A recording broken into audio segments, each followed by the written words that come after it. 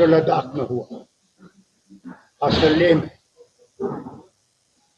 जो वहाँ पे बच्चे निकल आए, उसकी वजह ये थी कि वो 14 दिन से वहाँ पे भूख हड़ताल पे थे। उसमें एक बुजुर्ग और उसकी बीवी, कल जब उनकी हालत बहुत ख़राब हो गई, उनको स्ट्रेचर पे लिया गया अस्पताल, तो उन बच्चों के से रहा नहीं गया। 5 साल से वो वहाँ पे खामोशी से एहतजाज कर रहे हैं कि उन्हें 6 शेड्यूल और स्टेटहुड मिलना चाहिए। और उन्होंने, जो उनके लीडर थे, लेह से वो पैदल चले दिल्ली तक कि उनसे कहें कि इस चीज़ को देखें। उन्हें गांधीयन तरीका इस्तेमाल किया, कोई आंदोलन नहीं किया। मगर फिर इन बच्चों को ये लगा कि जो 5 साल इनने हमसे वादे किए थे कि हमें नौकरियां मिलेंगी, हम लोगों को यहाँ पे सुविधा मिलेगी और हम लोग आगे बढ़ सकेंगे, वो वादे सारे खोखले निकले। और उसका नतीजा ये हुआ कि आज उनसे रहा नहीं गया और वो बाहर निकल आए। और माफ़ी चाहता हूँ ये कहने को, उन्हें गांधी का रास्ता छोड़ के आंदोलन का रास्ता लिया, जिसमें कि उन्होंने बहुत सख्त कदम उठाए। इसमें उन्होंने बीजेपी का दफ्तर जला दिया, कई पुलिस की गाड़ियां जला दी, कई और दफ्तरों को उन्हें आग लगाने की कोशिश की और उसमें पुलिस को वहां से गोली चलानी पड़ी। अभी तक तो यह खबर है कि 4 लोग की वो मौत हुई है और कई सीरियस हैं, और कहते हैं करीबन 60 से 80 लोग अस्पताल में हैं, कई उनमें से काफ़ी सीरियस हैं। नतीजा इसलिए है क्योंकि जो वादे किए गए इनसे, हर बार इनसे कहा गया हम कुछ करेंगे, ये करेंगे, वो करेंगे, और कुछ नहीं।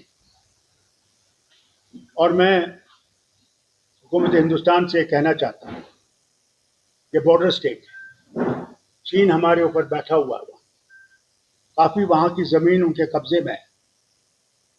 वहाँ पे ऐसी चीज़ होना हमारे वतन के लिए ख़तरनाक है। मेहरबानी करके इसको सुलझाने की कोशिश कीजिए और बातचीत का रास्ता जल्दी से इख्तियार कीजिए। इंतज़ार न कीजिए कि फिर से इसमें चिंगारी लग जाए। मैं नहीं समझता हूँ इसमें कोई जमात है जो इसके पीछे है, क्योंकि आप ये कहेंगे कि ये बाहर से आ रहे हैं। मैंने पहले भी ये देखा है, जब भी यहाँ कुछ होता था कहते ये बाहर से आ रहा है।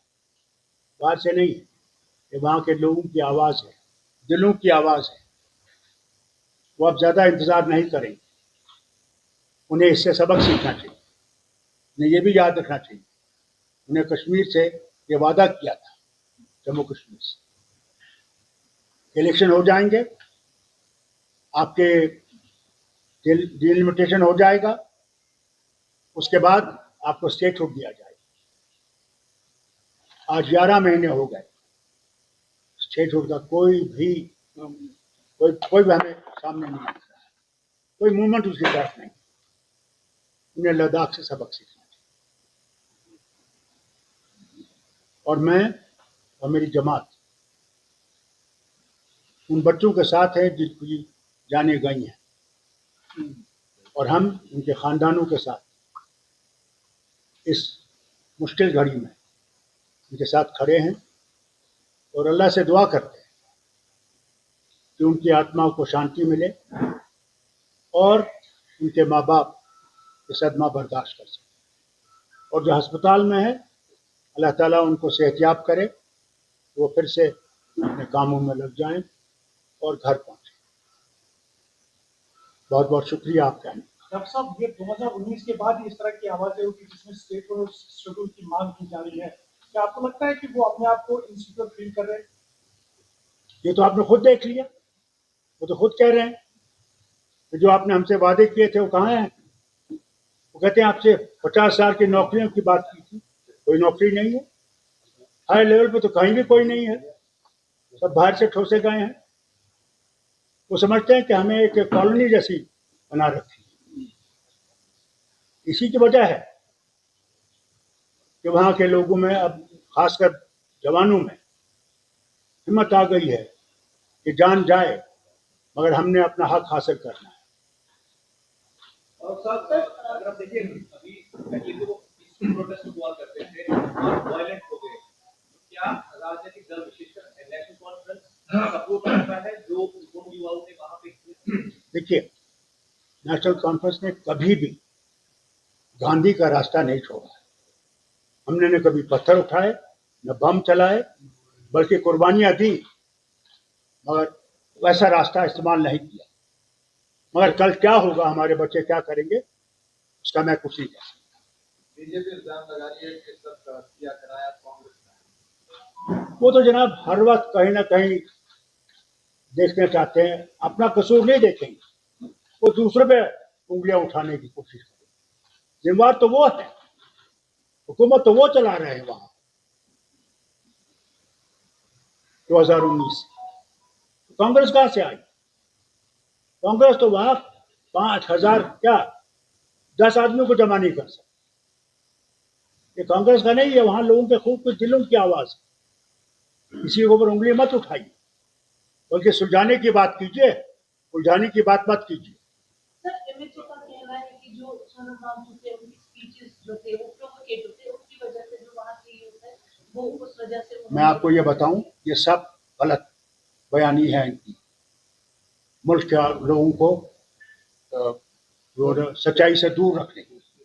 वांगचुक ने कभी भी गांधी के रास्ते को नहीं छोड़ा, मगर आज हमारे बच्चों ने वहां पे वांगचुक को साइड पर रख दिया और कहा ये रास्ता नहीं चलेगा। अब रास्ता चलेगा तो जो उनने रास्ता इख्तियार किया, उसमें वांगचुक की जिम्मेदारी नहीं है, वो उसमें मुलव्वस नहीं है। लेट मी टेल यू, उन्होंने जब इलेक्शन हार गए वहां पे, उनने उन लोगों पे, कई लोगों पे वो ड्रैकोनियन लॉ लगाया, सेफ्टी लॉ, जेलों में रखा उनको, क्या क्या घरों में गए तकलीफें देने के लिए, क्योंकि इनका बीजेपी का आदमी जीता नहीं था। अब सीबीआई की इंक्वायरी लगा रहे हैं। जितना ये दबाने की कोशिश करेंगे और जोर और फोर्स को इस्तेमाल करेंगे, इन एजेंसीज को इस्तेमाल करेंगे, मैं माफी कहता हूं इनसे, बयान कहता हूं उनको, इस हुकूमत हिंदुस्तान से कहना चाहता हूं, वो गड़ा फट रहा है, फट गया है। अब आप ताकत को इस्तेमाल मत कीजिए, बहुत हो गया ताकत। अब बातचीत का रास्ता इस्तेमाल कीजिए और आगे चलिए। सिर्फ हवा में बात मत करिए। बात कर रहे हैं, 6 महीने के बाद फिर बात करेंगे। अब नतीजे पे आइए, क्या देने को आप तैयार हैं, वो सवाल। डॉक्टर साहब अभी कल सोनम वांगचुक ने ये कहा था कि ये जन ज़ी का आंदोलन है, तो आपको लगता है कि Ladakh is heading towards like situation Nepal and Bangladesh, इस पर क्या करेंगे? Nepal is different, Bangladesh is different. They're two independent countries. Here, it's our nation. We are, the nation itself, the leaders in Delhi, are responsible for what has happened in Ladakh. They kept on talking without putting anything in front. So what do you expect those young people to do? They waited. 5 years they waited, hoping that Delhi will wake up and will take into consideration their inner feelings. They feel let down, nothing else. And I think Delhi must move faster in solving these problems of Ladakh. Doctor साहब आपने कहा कि वहाँ पे जो जमीनें हैं वो दुश्मन चाइना के कब्जे में है, और अगर मर्कजी सरकार की तरफ देखिए वो कहती है कि चाइना के पास कोई भी जमीन नहीं है, उसका कब्जे में नहीं है, कैसे आप इस चीज को इसके बारे में ये बात कहूँगा, अगर उनके पास कोई ज़मीन नहीं है फिर वो क्यों कहते हैं कि ये जो हिस्सा हमारा है? सारी दुनिया जानती है कितनी ज़मीन उनके पास है। हम लोग पेट्रोल ही नहीं कर सकते थे अपने इलाके में। कब तक हम झूठ का सहारा लेंगे? वक्त आ गया कि सच्चाई चलिए, सच्चाई पर चलें तो हो सकता है हम अपने वतन को मजबूत करेंगे। झूठ कब तक चलेगा? एक दिन तो झूठ टूट ही जाता है। शुक्रिया। सलाम अलैकुम। आपने कहा कि बॉर्डर स्टेट है और अगर सेंटर जो है प्रॉपर्ली इस चीज को, इस प्रोटेस्ट को रिस्पॉन्ड नहीं करता, आपको नहीं लगता कि चाइना के लिए एक और मौका मिल जाएगा हमारे एक स्पेस में आने का? भैया, somebody will fill the gap and it's a very sensitive area, जबरदस्त सेंसिटिव एरिया है। लद्दाख जो है वो क्लेम करते हैं, वो मैकमोहन लाइन को नहीं मानते हैं। जवाहरलाल नेहरू के वक्त से मैकमोहन लाइन हमें मंजूर नहीं है। अभी प्रधानमंत्री गए थे चाइना, क्यों गए? इस रिश्ता बेहतर बने, इस मुसीबत से हम निकलें। एक तरफ से अमेरिका हमारे पीछे पड़ा हुआ है, रूस की तेल जो है हम खरीद रहे हैं। ट्रंप तो कह रहा था यूनाइटेड नेशन में कल, it is India and China जो यूक्रेन वॉर को सपोर्ट कर रहे हैं, जबकि हिंदुस्तान ने यूक्रेन वॉर को कोई सपोर्ट नहीं किया।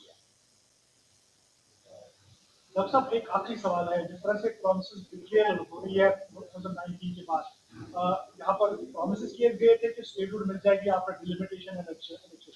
तो आपको लगता है कि 3 ऋतु में जो है हालात किसी तरह की बनने जा रही है, क्योंकि इस तरह के खदशात जो है वो जाहिर हो रहे हैं आप बता के?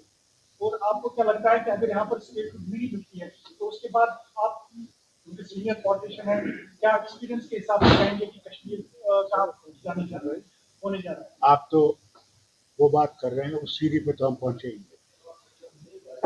जब वो सीढ़ी पे पहुंचेंगे तो फिर आपको देखें। नेशनल कॉन्फ्रेंस वो रास्ता कभी इख्तियार नहीं करेगा जिसमें हमारे बच्चे मारे गए। कभी हमने नहीं चाहा। जब मेरी हुकूमत 84 में डिसमिस की गई थी और आपने नेहरू साहब की किताब पढ़ी, जो गवर्नर थे, वो समझते थे कि मैं आग लगा दूंगा कश्मीर को अपनी कुर्सी के लिए। मैंने कुर्सी को लात मारी, मगर अपनी जाने लोगों की, बेगुनाहों की मैंने कुर्बान करने के तैयार नहीं था। और आज भी मैं उसी रास्ते पर हूँ। मैं नहीं चाहूँगा जम्मू कश्मीर का कोई भी मारा जाए।